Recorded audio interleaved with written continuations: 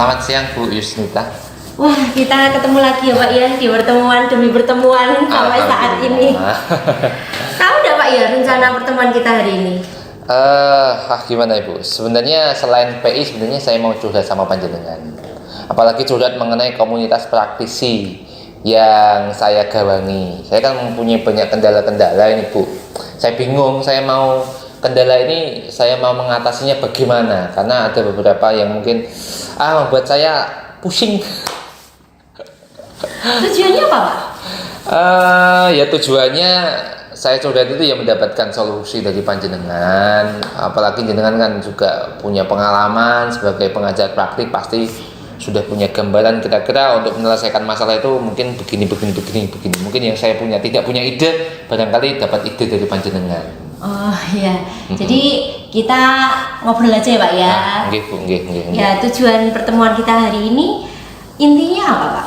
Intinya ya saya mau curhat sama panjenengan mengenai masalah-masalah saya dan mendapatkan solusi. Kan masalah saya begini Bu, saya itu kan punya komunitas praktisi. Awalnya komunitas ini kan terbentuk dari MGMP Bahasa Indonesia. Kemudian dari MGMP Bahasa Indonesia itu kita berkembang kerjasama dengan teman-teman dari jurusan broadcast, dari jurusan multimedia, sehingga di komunitas tersebut itu saya ada program namanya TH Podcast.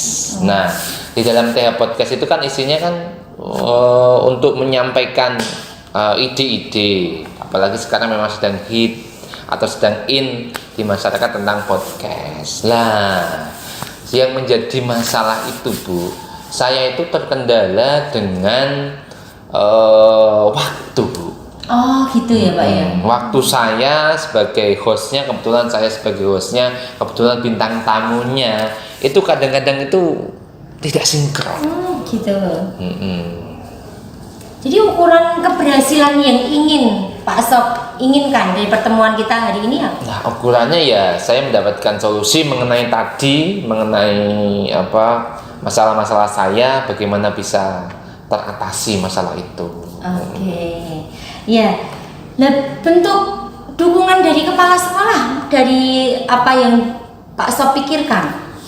Kalau kepala sekolah itu sudah sangat mendukung Bu. Kepala sekolah itu, apalagi dulu kita sebelum punya studio podcast itu kan kita pinjam studio dari multimedia. Oh iya.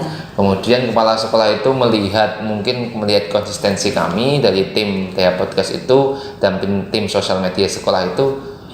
Kemudian beliau menyetujui bahwa akan dibuatkan sebuah ruangan selama kurang lebih mungkin 1 tahun Bu. 1 tahun kita syuting minjem tempat yang lain di multimedia. Kemudian setelah 1 tahun itu kita dibuatkan tempat sendiri, kamera sendiri, peralatan sendiri yang khusus untuk syuting TH Podcast. Tadinya kan kita pinjam dari jurusan multimedia dan broadcasting, tapi sekarang kita sudah dibelikan sendiri, sudah dibuatkan ruangan, dibelikan peralatan sendiri. Jadi memang dukungannya luar biasa dari sisi fasilitas maupun dukungan moral dari kepala sekolah. Keren ya Pak ya. Nah, posisi Pak Sob sendiri kalau melihat dari pengembangan diri Pak Sob itu berapa? 1 sampai dengan 10? Pak Sob di tempat yang mana ya? Kalau 1 sampai berapa Bu? 1 sampai 10 ya? Kalau saya sih di tempat 8. Oke. Saya di posisi 8. Yang tadi awalnya saya itu malah tidak pernah sama sekali selama ini jadi host atau maupun yang lain, tiba-tiba saya ketiban campur, kemudian saya dijadikan host, akhirnya saya bisa belajar. Oh ternyata itu saya bisa belajar dari banyak hal mengenai dunia entertain, apalagi di dunia perhosan. Karena memang saya menyadari bahwa tidak hanya pada host saja saya belajar. Karena di sini juga saya belajar mengenai tata kamera, saya belajar mengenai audio, belajar mengenai bagaimana cara memvisualkan podcast ini agar menarik. Meskipun saya dibantu oleh anak-anak, karena anak-anak yang penata kameranya kan anak-anak, sehingga ternyata saya tidak hanya mengembangkan diri saya di bidang entertain, di bidang host lah katakanlah begitu, tapi saya juga berkesempatan untuk mengembangkan anak. Dengan adanya TH Podcast ini, anak-anak juga ikut belajar menata kamera, belajar membuat editingnya, kemudian belajar untuk manajemen yang lainnya, yang pada akhirnya goalnya itu anak bisa membuat satu tema kemudian sampai bisa tayang. Wah, keren ya Pak ya. Ya kekuatannya Pak, kekuatannya Pak Sob sendiri untuk mencapai tujuan itu. Kalau saya itu orangnya bersemangat. Saya itu ketika ada sesuatu yang baru saya pengen. Pokoknya misalkan ada sesuatu ilmu yang baru, saya kepengen menuju ke sana. Kemudian saya juga punya kemampuan manajerial di bidang anak, artinya mengatur anak. Apalagi kesulitan anak itu kan mereka itu apa ya? Namanya anak-anak kadang kepengen bermainnya masih banyak. Lah sehingga saya itu juga belajar untuk mengatur mereka. Kadang saatnya untuk belajar, kadang saatnya untuk serius, saatnya bekerja, itu saya juga belajar di situ. Wah, sama-sama ya Pak ya. Sama-sama belajar. Dan berarti ada peluang yang bisa diambil dong dari Pak Sob. Iya dong. Kalau bicara mengenai peluang, saya itu ya tadi misalkan saya itu tidak tahu apa-apa. Akhirnya setelah saya punya acara seperti ini dengan teman-teman itu, saya bisa belajar. Saya berpeluang selain saya bisa belajar mengenai dunia entertain, ternyata dari bintang-bintang tamu yang saya undang di TH Podcast itu saya juga belajar banyak. Misalkan kita kan dari Bapak Ibu guru sini, misalkan saya belajar ilmu baru yang mungkin ketika di kelas, ketika ngobrol itu saya tidak dapat.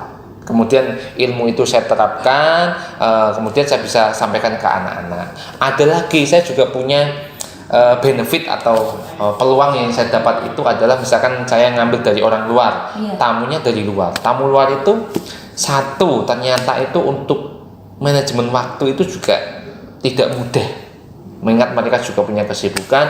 Kemudian saya punya gambaran lain, misalkan kan selama ini kan tidak hanya dunia pendidikan saja, mereka dunia usaha. Gunanya untuk apa? Memberikan inspirasi. Misalkan kita pernah mengundang pengusaha konveksi. Pengusaha konveksi itu kok bisa sih sampai sekarang omsetnya yang tadinya nggak punya apa-apa, sekarang omsetnya puluhan juta per bulan. Nah, akhirnya saya juga punya kesempatan, saya memanfaatkan peluang itu untuk belajar juga. Oh, ternyata dengan cara seperti itu saya juga bisa mengembangkan diri. Mungkin suatu saat nanti saya juga punya usaha. Nah, misalkan seperti itu. Jadi saya mengambil ilmu itu, dan ilmu itu saya juga bagikan kepada anak-anak. Siapa tahu anak-anak, tujuan saya kan anak-anak juga terinspirasi dari cerita-cerita yang tamu-tamu dari podcast yang saya undang itu.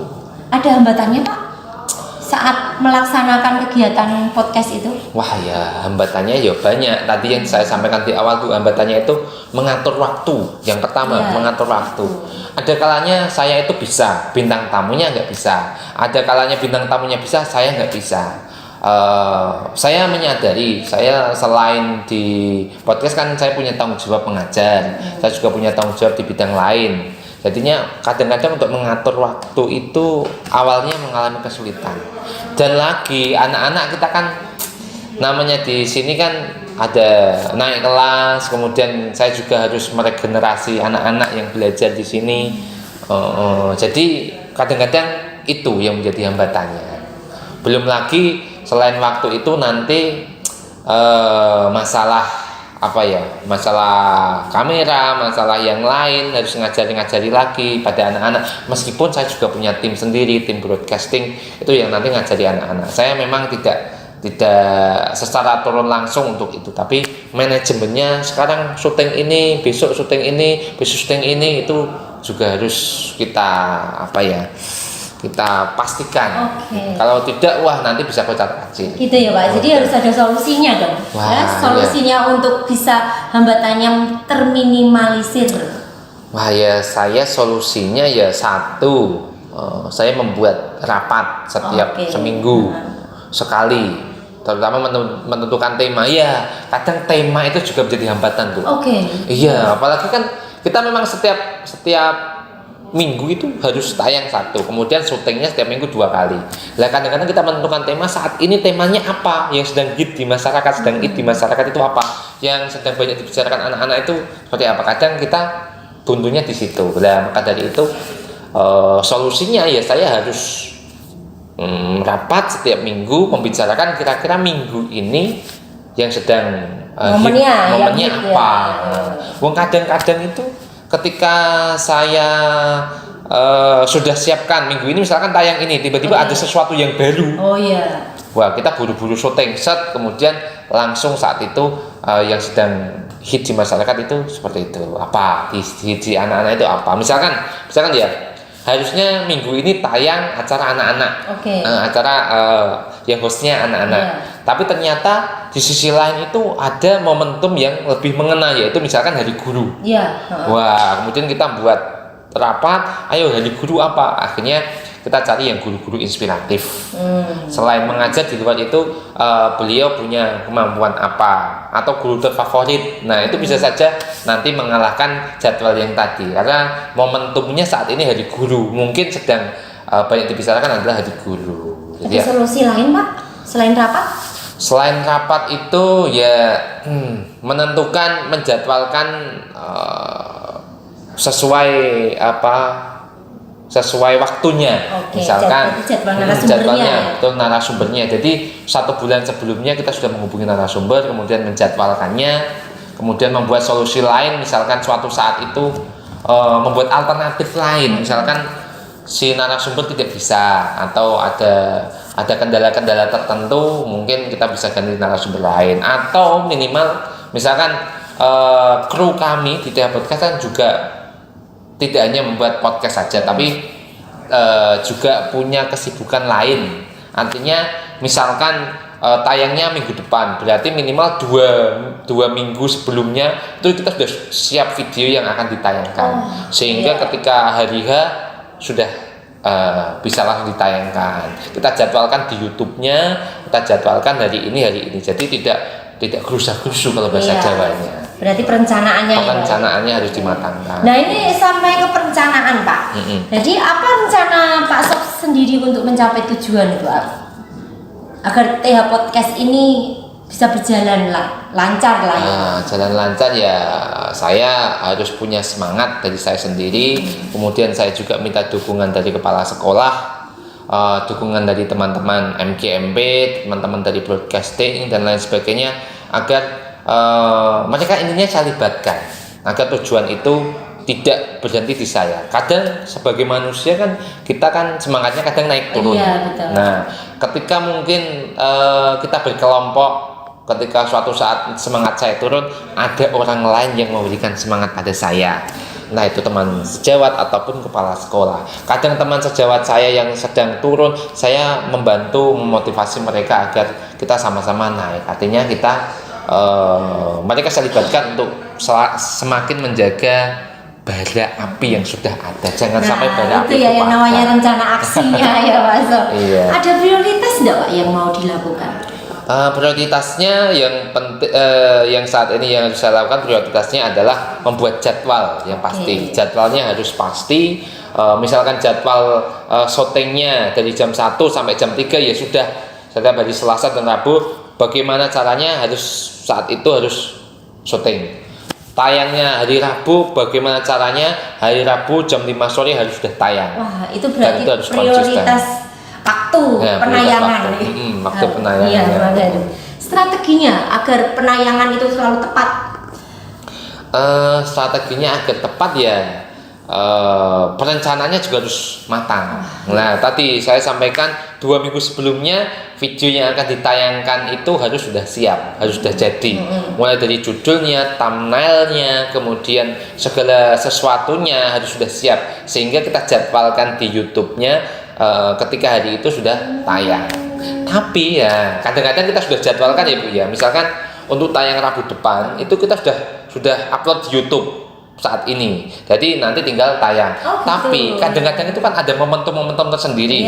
Misalkan sedang hits sesuatu, nah kadang-kadang kita yang tadi sudah jadwalkan kita undur dulu, yang baru sedang hit ini kita tayangkan. Misalkan kemarin ada tamu dari Kalimantan misalkan, sebenarnya tayangnya hari ini bukan itu, tapi karena tamunya itu istimewa. Kemudian anak-anak juga harus segera tahu mengenai tamu itu kok jauh-jauh dari Kalimantan datang ke sini. Akhirnya minggu ini penayangannya kita ganti dengan tamu dari Kalimantan itu. Mungkin prioritasnya seperti itu. Ya, berarti sudah ada strategi yang sudah disiapkan ya Pak ya. Jadi ukuran keberhasilannya Pak Sobiron dalam rencana Pak Sob untuk mengembangkan TH Podcast ini? Nah, ukurannya adalah satu, sesuai dengan visi dari TH Podcast itu kan yang pertama adalah mensosialisasikan SMK Tunas Harapan pada halayak. Kemudian kedua, memberikan pelajaran yang lain tidak hanya di kelas, mungkin bentuk pelajaran yang lain, bentuk inspirasi yang lain dalam bentuk video ini. Kemudian acuannya apa? Kemudian acuannya apa ya? Acuannya bagaimana keberhasilannya? Ya adalah banyak yang daftar ke SMK Tunas Harapan. Berarti sosialisasi yang saya lakukan itu berhasil. Kemudian dilihat dari view-nya YouTube itu pasti itu ya. View-nya juga banyak. Kemudian komentarnya atau feedback dari masyarakat itu banyak. Sehingga tingkat keberhasilannya kalau memang podcast ini diterima berarti ya tadi. Kemudian yang nonton juga banyak. Kemudian yang lain anak-anak mendapatkan inspirasi dari apa yang saya lakukan, apa yang teman-teman lakukan di TH Podcast ini.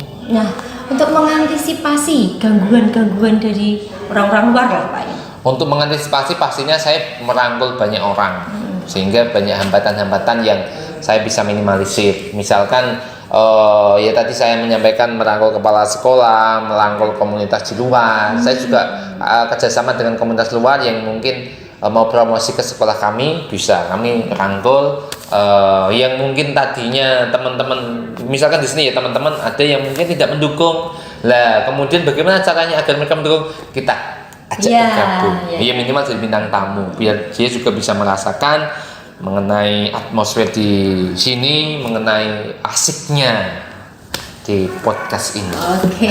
Nah, jadi komitmen Pak Sob sendiri untuk bisa melakukan rencananya demi rencananya, rencana demi rencana. Komitmennya ya saya akan melakukan ini sampai saya mampu. Saya juga akan menularkan ilmu saya kepada teman-teman, menyampaikan inspirasi bukan dari saya tapi dari bintang-bintang tamu saya. Kemudian komitmen saya yang lain adalah memberikan pengalaman yang lain bagi anak-anak, baik penontonnya maupun dari krunya. Jadi punya pengalaman yang lain, mereka tidak hanya belajar di kelas saja tapi juga di tempat ini. Wah, keren-keren Pak.